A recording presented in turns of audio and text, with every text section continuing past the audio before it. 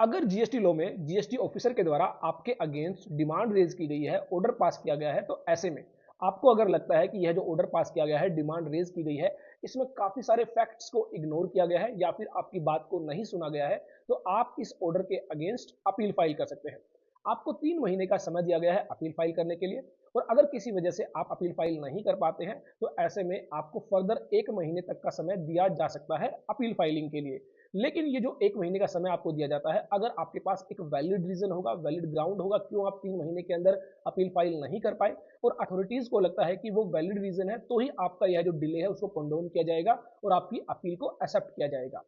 अब मान लीजिए आपके केस में 18 लाख रुपए की डिमांड रेज की गई है, और 3 महीने का जो समय आपको दिया गया था अपील फाइलिंग के लिए वो समय निकल चुका है, लेकिन आप जो है फर्दर जो 1 महीने का समय होता है उस पीरियड के अंदर अपनी जो है अपील फाइल करते हैं, और जो भी रीजन है वो आप अथॉरिटीज को बताते हैं।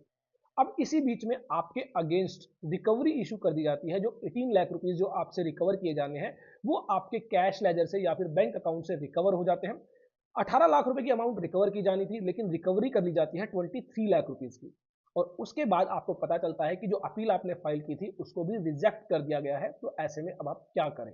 ऐसा ही हुआ गिन्नी माइंड सॉल्यूशन प्राइवेट लिमिटेड के केस में, जहां पर जो है 18 लाख रुपीज की डिमांड थी, लेकिन रिकवरी की गई 23 लाख रुपीज की, और साथ ही जो एक्सटेंडेड पीरियड है 1 महीने का, उसमें जो अपील फाइल की थी उसको भी रिजेक्ट कर दिया गया। यहाँ पर टैक्स पेयर पहुंच जाता है कर्नाटका हाई कोर्ट, जहां पर वो अपनी बात रखता है, और कर्नाटका हाई कोर्ट जो है डायरेक्शन देती है अपीलेट अथॉरिटी को कि जो है अपील को अटेंड किया जाए। अगर टैक्स पेयर के पास एक वैलिड ग्राउंड है, वैलिड रीजन है, तो ऐसे में उसकी अपील को रिजेक्ट नहीं किया जाना चाहिए और उसकी बात को सुना जाना चाहिए। साथ ही जो 5 लाख रुपए की एक्सेस रिकवरी की गई है उसको रिफंड किया जाए विद इंटरेस्ट, और जो 18 लाख रुपीज की रिकवरी की गई है उसको होल्ड रखा जाए। आपकी अपील के अंदर टैक्स पेयर की सुनवाई करने के बाद जो भी फाइनल आउटकम होगा, जो भी फाइनल रिजल्ट होगा, उसके बेसिस पर अगर कोई डिमांड बनती है तो वो जो 18 लाख रुपीज है उसको एडजस्ट किया जाए, अदरवाइज जो है वो अमाउंट भी वापस की जाए। और यहां पर अगर एपलेट अथॉरिटी भी टैक्स पेयर के अगेंस्ट कोई ऑर्डर देती है, तो भी उसके बाद टैक्स पेयर्स के पास ऑप्शंस होता है हायर अथॉरिटी में अपील फाइल करने का और अपनी बात को कहने का।